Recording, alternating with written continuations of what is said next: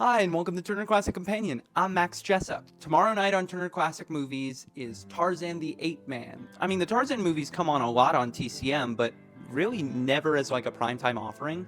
I mean, it does make sense to put it as a matinee because as far as the sequel's concerns, these were like B pictures, very, very clearly. Don't get it twisted. There were mid and bad movies within classic Hollywood. That is incontrovertible. Yet at the same point in time, we have to kind of talk about Tarzan as kind of not the first, but a really important franchise in the development of Hollywood as a system, and moreover, the unique production circumstances that made these movies really unique and interesting in their own right. I mean, look at the performer of Tarzan, Johnny Weissmuller. This is just really fun classic Hollywood. Like this is trivia worthy stuff because Johnny Weissmuller began his career as an Olympic swimmer, winning 5 gold medals across his 2 Olympic competitions in 1924 and 1928. I mean, he holds one of the most competitive swimming records in all of history, frankly. Now, I don't know what got him into film, but his next Olympic run, 28, the year after, he plays a non-speaking role. He's an Adonis holding up Mary Eaton in a forgotten review film called Glorifying the American Girl. Again, this is like a nothing part, but he gets noticed by certain writers and producers on that set, and a few years later, in 1932,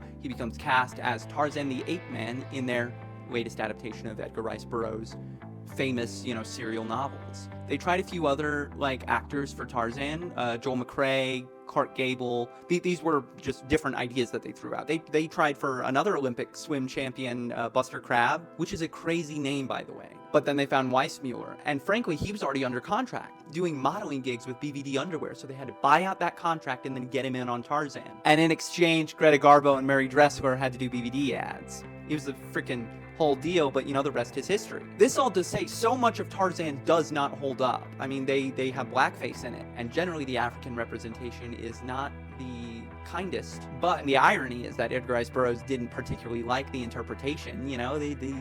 They didn't like that he wasn't manicured and as white as he had written in the books, which Edgar Rice Burroughs was a known racist. So for as problematic as Tarzan the Ape Man is, I think it did a lot of good in slightly modernizing these concepts that were interesting from the books, but obviously doesn't fully reflect the human experience. And Tarzan adaptations just kind of get better and better as time goes on. That's not me defending the legend of Tarzan either, but that's neither here nor there. Folks, I think you should give this a watch. It comes on at 8 p.m. tomorrow on Turner Classic Movies. It sounds like a good time to me. Thank you for watching Turner Classic Companion, your one-stop shop for what plays on TCM, the Criterion Channel, wherever you find amazing classic films.